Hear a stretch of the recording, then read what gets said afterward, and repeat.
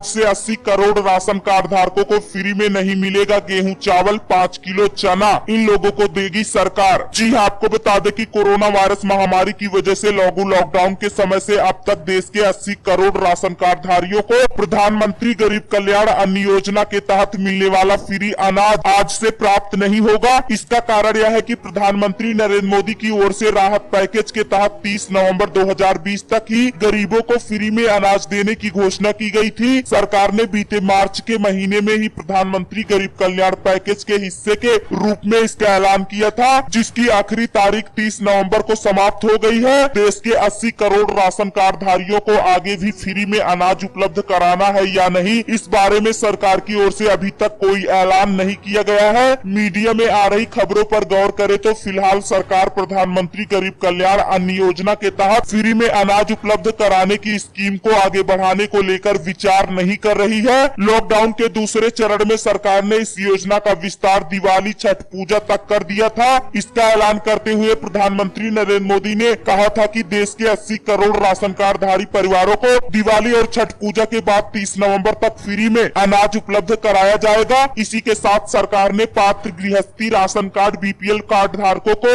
इस नए महीने में 5 किलो चना देने का ऐलान किया है। हालांकि चना उन लोगों को मिलेगा जिनका राशन कार्ड आधार कार्ड से लिंक होगा। वहीं अगली बड़ी खबर 31 दिसंबर तक इन राज्यों में लागू रहेगा लॉकडाउन, नए साल के जश्न में मिलेगी छूट। जी हां, आपको बता दें कि कोरोना वायरस एक बार फिर से महाराष्ट्र में अपने पैर पसारने लगा है। राज्य में रोजाना मिलने वाले कोरोना पॉजिटिव मरीजों की संख्या में लगातार वृद्धि देखने को मिल रही है। स्थिति को नियंत्रण करने के लिए घबराई महाराष्ट्र सरकार ने लॉकडाउन की अवधि को 31 दिसंबर मध्य रात्रि तक बढ़ा दिया है। हालांकि नए साल के जश्न न्यू ईयर 2021 की छूट मिलने के कयास लगाए जा रहे हैं। दरअसल महाराष्ट्र में बीते 5 नवंबर से लॉकडाउन के चलते लगाई गई पाबंदियों में छूट ढील दी गई थी। महाराष्ट्र सरकार ने मिशन बिगिन अगेन के तहत सिनेमा हॉल, योग संस्थान, मल्टी कम्प्लेक्स और थिएटरों को खोलने की मंजूरी दे दी थी। हालांकि संक्रमण के खतरे को देखते हुए ये छूट सिर्फ ग्रीन जोन्स एरिया में लागू करने के आदेश दिए गए थे। कंटेनमेंट जोन्स में किसी तरह की कोई ढील नहीं दी गई थी। गौरतलब है कि बीते 22 मार्च से ही देश में लॉकडाउन लगाया गया था। कोरोना के सबसे ज्यादा मामले महाराष्ट्र से ही सामने आ रहे थे। इसी बीच 7 महीने से ये सब बंद पड़े थे। हालांकि नियमों में छूट देने के साथ ही कुछ दिशा निर्देश भी महाराष्ट्र सरकार द्वारा जारी किए गए हैं। इन नियमों का पालन करना सभी के लिए अनिवार्य होगा। हालांकि कोरोना के वापस बढ़ते मामले महाराष्ट्र को फिर से लॉकडाउन की तरफ ले जा रहे हैं। ये अटकलें लगाई जा रही है कि कोरोना के मामले इसी तरह से बढ़ते रहे तो राज्य सरकार वापस लॉकडाउन लगा सकती है।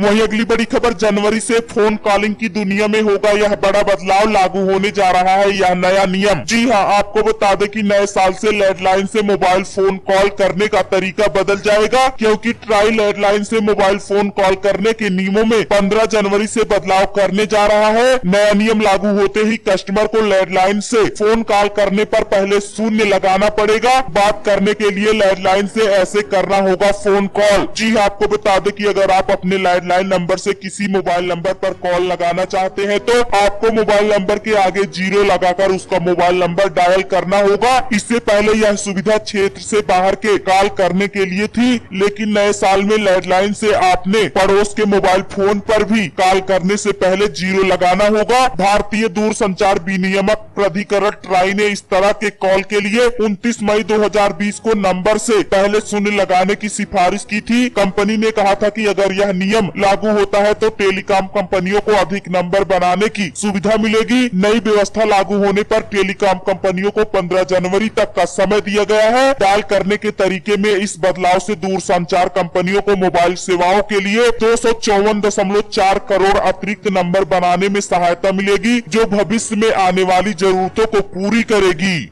अगली बड़ी खबर, फल व्यवसायियों को पीएम योजना की सौगात, मोदी सरकार ने दिया बड़ा तोहफा। जी हां, आपको बता दें कि केंद्र सरकार प्रधानमंत्री फेरी व्यवसाय आत्मनिर्भर योजना के तहत फेरी व्यवसायियों को आत्मनिर्भर बनाया जा रहा है। इसके लिए जहां फेरी व फल व्यवसायियों को अपना व्यवसाय करने के लिए 10,000 रूपए का ऋण दिया जा रहा है, वहीं ऋण के ब्याज में 9% की सब्सिडी उपलब्ध कराई जा रही है। फेरी व्यवसायी अपने व्यवसाय में डिजिटल माध्यम से लेन देन कर सके, इसके लिए उन्हें बैंक बैंक की ओर से QR कोड उपलब्ध कराया जा रहा है। अभी तक 20,000 व्यवसायियों को यह कोड उपलब्ध करा दिया गया है। इससे फेरी व्यवसायियों को होने वाली आय सीधे उनके बैंक खाते में जमा हो सकेगी। वहीं इस माध्यम से लेन देन करने पर उन्हें 500 रुपए तक का अतिरिक्त लाभ मिलेगा। दरअसल कोरोना संकट काल में हुए लॉकडाउन के बाद से ही फेरी व फड़ व्यवसायियों का रोजगार प्रभावित हुआ था। उनको इससे उबारने के लिए सरकार की ओर से इस योजना को लागू किया गया है। प्रधानमंत्री फेरी व्यवसाय आत्मनिर्भर योजना के तहत फेरी व्यवसायियों को दिए गए लोन पर 9% की छूट भी दी गई है, जिसकी 7% की भरपाई केंद्र सरकार व 2% की भरपाई राज्य सरकार कर रही है। देश भर में 74,000 व्यवसायियों ने इसके लिए आवेदन किया है। वहीं 53,000 व्यवसायी इसका लाभ प्राप्त कर चुके हैं। शेष व्यवसायियों को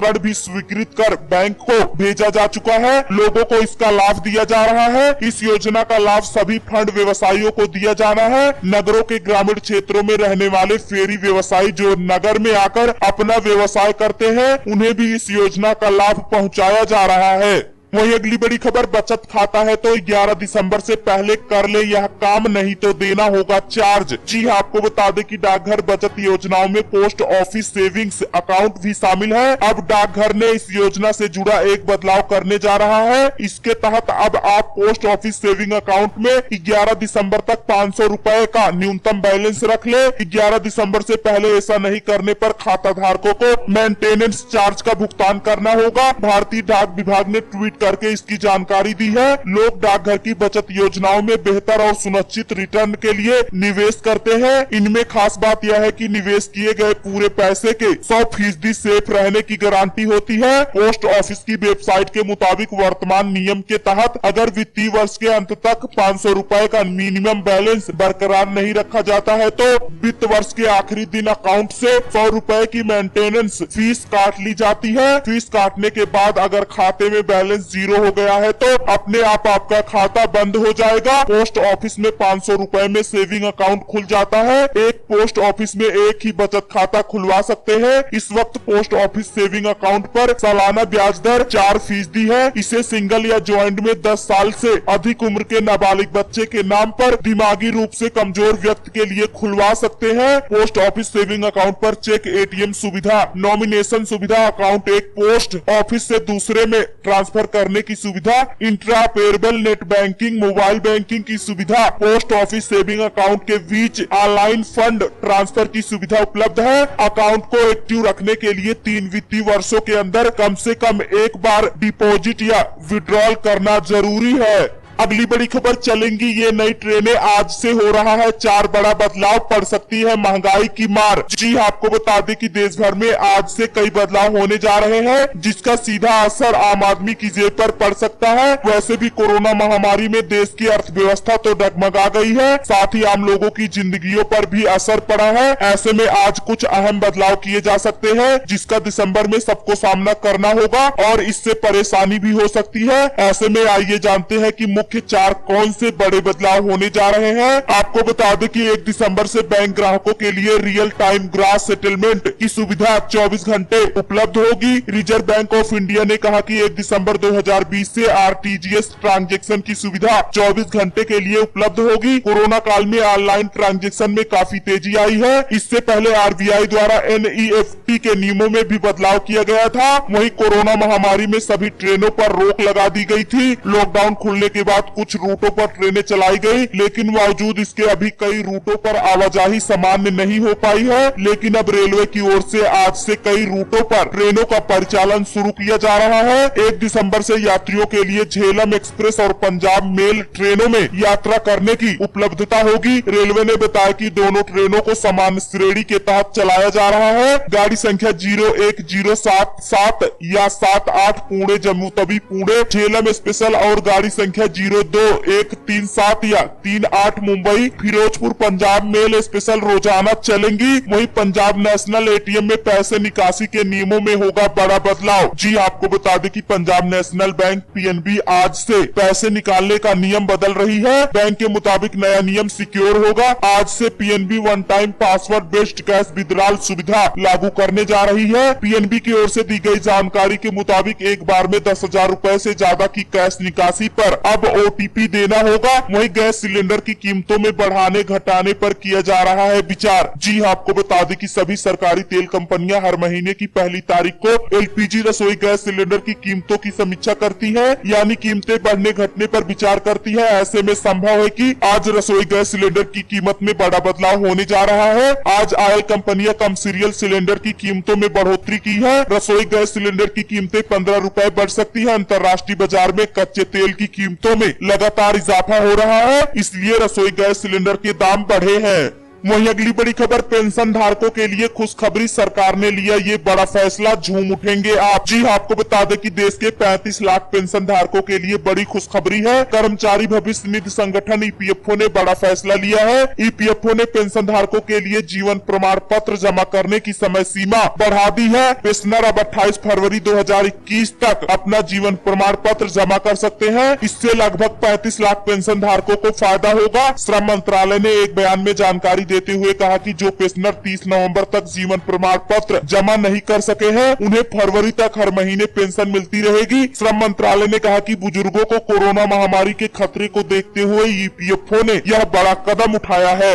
वही अगली बड़ी खबर, क्या अगले कुछ महीनों में 40,000 रुपए तक पहुंच जाएगा सोना। नवंबर में 4,000 रुपए ज्यादा गिरे दाम, जाने ताजा भाव। जी आपको बता दें कि सोने के भाव में तेजी से गिरावट आ रही है। ऐसे में लोग सोने में खरीदारी कर रहे हैं। खरीदारी के लिए तेजी से भीड़ बढ़ रही है। सोना जिस तरह से कमजोर हो रहा है, उसे ऐसा प्रतीत हो रहा है कि आगे आने वाले कुछ महीनों में सोने के भाव 40,000 रुपए तक पहुँच सकते हैं। अगर आप भी इस समय सोने की खरीदारी का प्लान बना रहे हैं तो थोड़ा रुक कर खरीदना आपके लिए फायदेमंद हो सकता है। आपको बता दें कि अगस्त में सोना अपने सर्वोच्च प्राइस पर पहुंच गया था। अगस्त के पहले सप्ताह में सोने का भाव प्रति 10 ग्राम 56,000 रुपए के ऊपर पर था, लेकिन दूसरे सप्ताह में इसके दाम में गिरावट आनी शुरू हो गई। आज सोने के भाव में 43 रुपए की गिरावट आई है, जिससे सोना 48,142 रुपए प्रति 10 ग्राम पर हो गया है। चांदी भी 36,000 रुपए की साधारण गिरावट के साथ 59,250 रुपए प्रति किलोग्राम पर हो गई है। पेट्रोल डीजल के भाव में आज कोई बदलाव नहीं हुआ है।